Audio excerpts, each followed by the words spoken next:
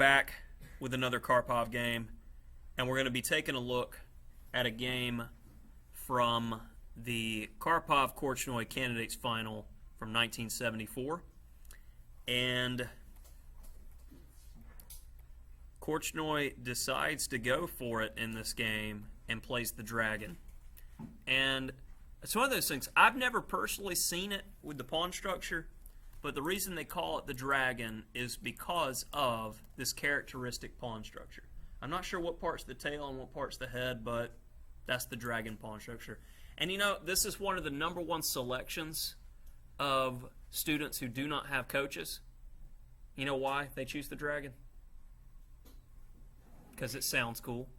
It was one of the first openings I played too, until I grew some sense and realized that you shouldn't have to learn a ton of theory just to, most of the time, lose. If you don't believe me, look at the Fischer sack-sack-mate game, and also look at this great effort. Where Fischer is more aggressive in mentality with handling things, Karpov plays the same type of position. He handles being attacked first, and then he crushes the other guy. So, bishop e3. And I had a student ask here, well, if we're supposed to play d5 at some point, can I do it now? Well, the problem is this pin is devastating, and white can win a pawn. So that's an important note for the white side of this. So after castles, in order to stop this bishop b5 idea, I want to play d5. So for instance, if castle's queenside d5, and I would have picked Karpov to play something like this because it's more positional in nature, which is a great dragon line in and of itself, but Karpov did the same thing that Fischer did in the previous game, bishop c4, Yugoslav Attack, and then h4, saying I'm going to attack you over here. Well, I'm going to defend my bishop in case the knight moves. And here's an important moment, because you're going to be giving up one of the two bishops. And I've seen students make this mistake quite frequently, so I want to point it out. You either have the option to capture this knight and give up this bishop, or move your queen to save it, and then he's going to take this bishop. Which bishop is more valuable for us to keep? The light square bishop or the dark square bishop? Uh-huh. Why? Because the king is on the light. Okay. So the light square because defensive. Okay. Actually, it's the opposite. We want to keep the dark square bishop because he's going to help get rid of his defender and help our attack. Make sense? You can't win by defending. So typically when you have a situation like this where you're making the decision of which should I keep, the defensive piece or the offensive piece, always keep the offensive piece. If you have no idea, typically it's going to work out better for you. So he takes h5, gives up a pawn to open up the h file, clean, defends his knight. Notice he's not rushing the attack. He just opened up this file to make his rook great. He's looking to play that at some point. Just get his attack going. Queen a5. Another one of those prophylactic benefits of having the knight here. This knight protects this knight, which protects our king side. He's holding things together, making sure black's not attacking him. Then he starts attacking. If only this knight wasn't here, we could play queen h7 mate. So one of our plans is going to be trying to remove that knight. So first, again, we see Karpov doing Karpov things. This defensive move, rook d3. Now, g5, trying to get that knight to go away. So for instance, if knight h5, knight f4 is very strong. And the best that the computer could come up with was going into this situation where trading queens, you get the attack, but Uh-huh. Can Karpov beat the computer? Can Karpov beat the computer? In this time period, absolutely, because computers were trash. Like, they didn't process the way they do now. I mean, think about it. I think it was around somewhere between 85 and 88, we had like the first gaming systems like Atari and the original Nintendo. And the original Nintendo was 8 bits. Like, you think about like a picture that we take on our phone, that's like 250 bits is a low quality image, right? So 8-bit is nothing.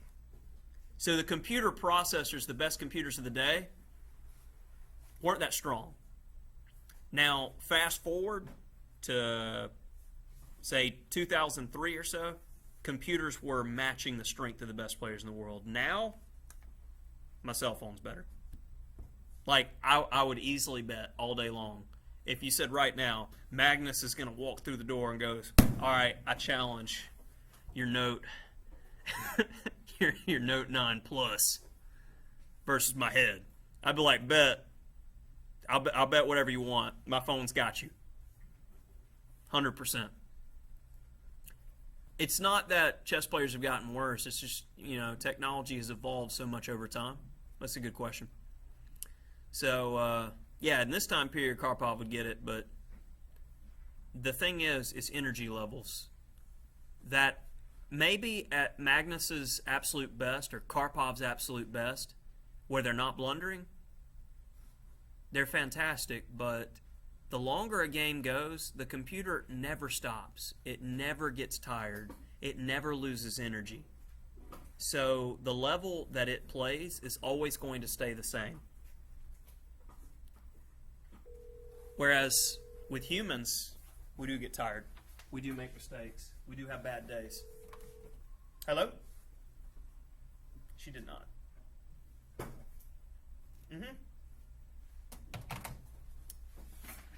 So the only advantage where humans had over computers was positions called the horizon effect, where that would take place. Because it's like when we look out into the ocean, we only see to a certain point, and that's the horizon.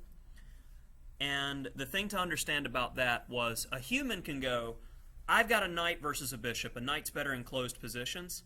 I don't know how many moves it's going to take me, but I know if I can get my knight to this spot, it'll attack 2 things. The other side will lose. So we can imagine what can happen. Whereas the computer, it has to see every single move.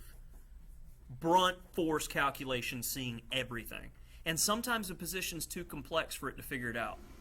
Now, though, we have things called table bases, and we have chess solved to, like, if there's 7 pieces on the board, the computer sees all possibilities immediately because it's already stored information.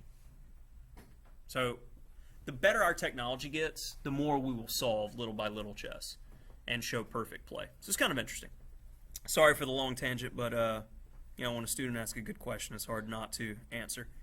So coming back, after g5, instead of knight h5, rook takes. And now, since this rook was attacking, we are now able to cut it off. And we have our knight where we want it, because remember what I said, our plan was to get this knight to go away so we can play queen takes and try to mate him. So he's trying to defend. We get everybody involved in the attack. And notice, when Korchnoi is trying to defend, it took away his attackers. Oh my goodness. All kinds of interruptions. Hello? I do?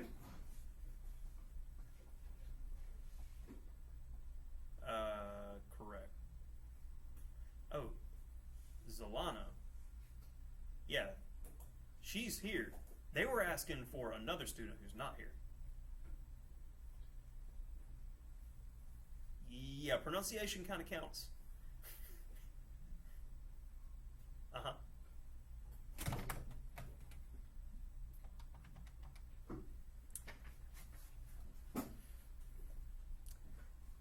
Hi, so when we've got multiple Gabbies in the room and we're using first names, it can be a bit confusing.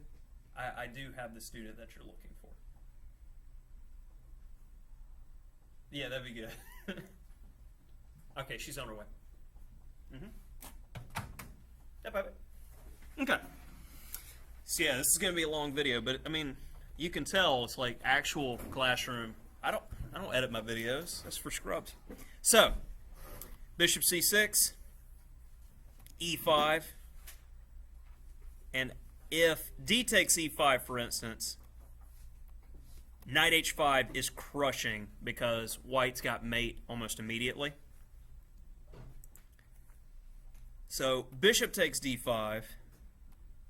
We get rid of that, and after takes, queen h8.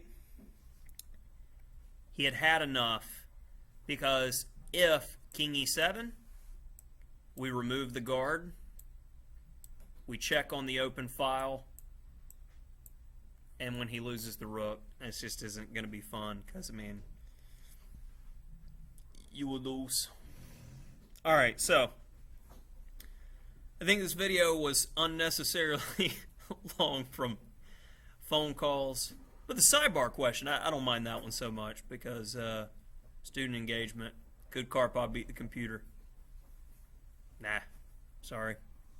I wish. I wish humans had a chance. But at this point, I think if we had like computers versus people matches, if a person can beat a computer at all, you give the person 100 games. If the person can win one game, I think the person deserves to win the match. Because that means the person at their absolute highest level and peak form, everything was going good for them, they're good to go. I think that would make a match fair. Computer never gets tired, never gets weak, never has bad days, never has stuff in its memory, never has anything bothering it. We have all those things. We can get a bad night's sleep, and it can ruin our week. Yeah. You know what I'm saying?